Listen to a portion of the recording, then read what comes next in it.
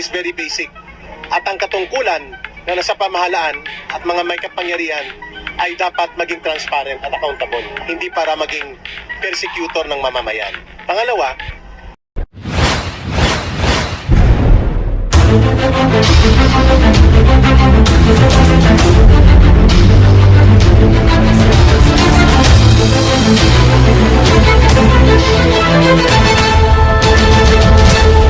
magandang buhay mga kakwentuhan, preskong balita ating talakayin ngayon at bigyan natin ng reaction video sapagkat ayokong mahuli tayo, gusto kong mauna kayo lagi sa mga kwento. Talagang pinakawalan na ng Kongreso si Ka Eric at Dr. Badoy dahil nung nakaraang hearing nila ay talagang na-contempt sila sa Kongreso na kung saan ay nagprotesta naman sa pamamagitan ng hindi pagkain nila Dr. Badoy at Ka Eric habang sila ay nakakulong sa loob ng Kongreso. At sa wakas sila ay pinalaya na at pakinggan natin ang mga pahayag ni Ka Eric at talagang boom na naman. Mayroon siyang panibagong pasabog na naman ito sapagkat nagkamali daw siya di umano sa 1.5 billion sapagkat ito daw ay humigit kumulang 2 bilyon. Pero ganun pa man ay parang nalalapit sa katotohanan ayon sa kanyang mga sinasabi na talagang meron nga talagang ganun kalaking ginastos ang Kongreso, particularly sa speaker natin na di umano. So wag na natin patagalin, pakinggan natin ang pahayag ni Ka Eric. that is very basic. At ang katungkulan na nasa pamahalaan at mga may kapangyarihan ay dapat maging transparent at accountable, hindi para maging persecutor ng mamamayan. Pangalawa, I said sorry and I apologize for my disrespectful behavior sa pagsigaw ko ng kangaroo court sa kanila sapagkat yun ay burst of emotion sa panahon na nagpapaliwanag kami, binubusalan kami. Sa panahon na pinipaliwanag namin ang batas ng konstitusyon ay mas mataas kaysa Kongreso at sino mang nasa pamahalaan, hindi kami pinapakinggan. So para sa akin, I should be more professional in asserting my arguments, but in a situation kung saan nilulupig at binubusalan ka at ginagamitan ka ng weight ng kapangyarihan, ay hindi po pwedeng makontrol mong emosyon mo. Kaya doon ako naghingi ng sorry.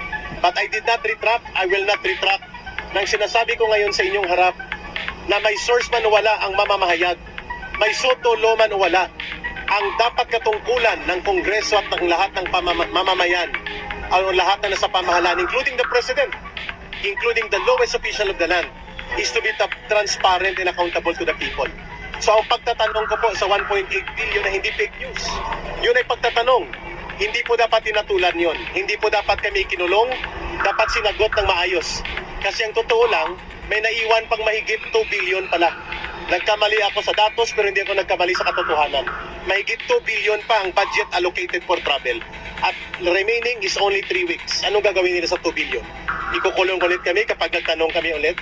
So may source o wala, accredited ka ng KBP o hindi, ang pagpapahayag at magiging mamamahayag ay tungkuling kilalanin ng gobyerno yan at estado. Yan ang counter-check sa power of the state and the government. So ayan mga kakwentuhan, pasabog na naman ni Ka Eric talaga. Ano ba naman talaga ito? Pero mga kakwentuhan, ang umagaw talaga sa aking atensyon ay yung pagbanggit niya na talaga na hindi lang naman siyang nagbabanggit talaga sa Kongreso tungkol sa tatlong pinapangalanan nila na kaugnay daw sa mga NPA. Nagtataka talaga ako sa gobyerno kung talagang kilalang naman at saka kung talagang meron silang katibayan na talaga na yung kanilang pinapangalang tatlong nasa Kongreso ay dapat talagang bigyan nila ng reaksyon na talaga. Alang action yun mga kapitong, di ba? O bakit kasi ganun lang ang kanilang ginagawa? Ina-identify naman, maghanap sila ng ebidensya para mapagkatotohanan, para malaman ng taong bayan kung ito nga ay totoo o hindi totoo, di ba? Dapat ganun. At saka kung talaga namang ang sinasabi ni Ka Eric ay spekulasyon lamang o talagang may katotohanan, dapat pa rin bigyan ng pansin ito ng Kongreso, bukikin, patunayan sa taong bayan na talagang walang ganung halaga na budget ang Kongreso na ginastos ng Speaker. Di ba? So mga kakwentuhan, kung meron kayong ibang kalaman tungkol sa itong bagong balita, ay huwag na kayong mag-atubiling magkomento sa ating comment section.